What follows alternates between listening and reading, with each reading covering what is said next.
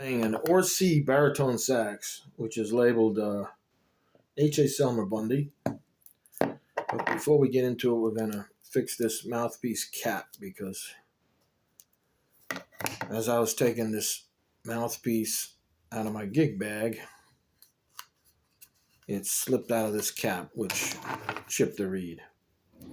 And these reeds, as you know, are expensive. Baritone sax reeds are very expensive. I'm just modifying this cap here.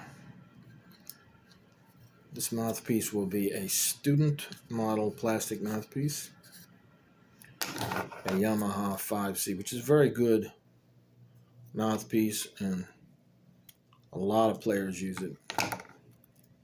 It's very inexpensive. It works. You can play very soft on it.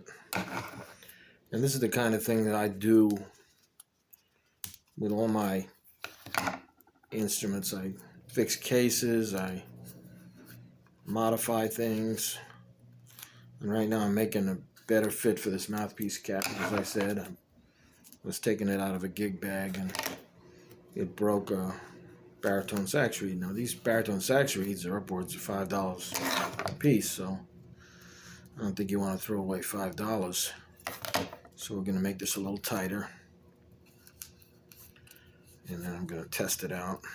I think I made it too tight. We're going to see. So this has to grab. It could be tighter. We'll do that later. But at least it's grabbing so it won't blatantly fall out and break the reed.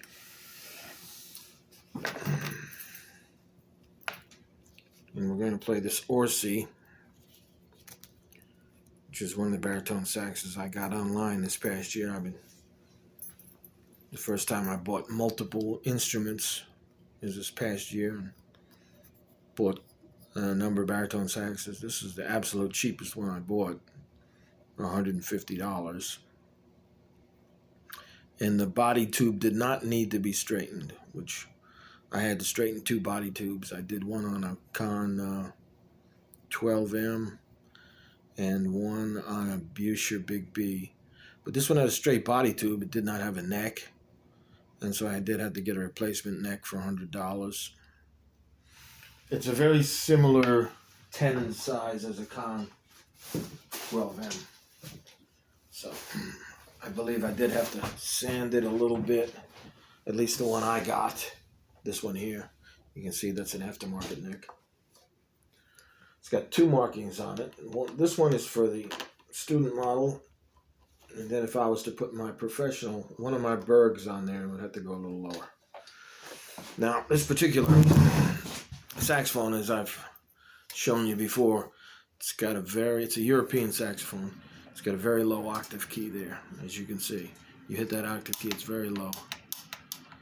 So it's going to be very difficult to get a neck for this particular model, and this aftermarket neck fits the tenon, but it doesn't reach the octave key. So I have to do everything, without the octave key, which I think you can only do on a baritone easily.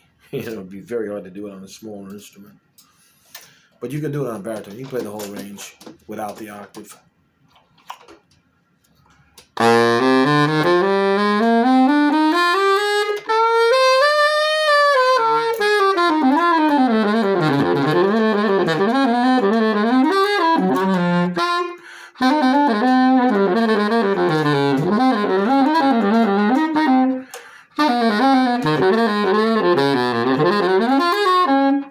So I got 250 in on this baritone. I had to fix a number of things on it, but 250, which is the same price I paid for my baritone that I could go to music college, $250 back then in 1979 to go to music college. I bought an old baritone sax.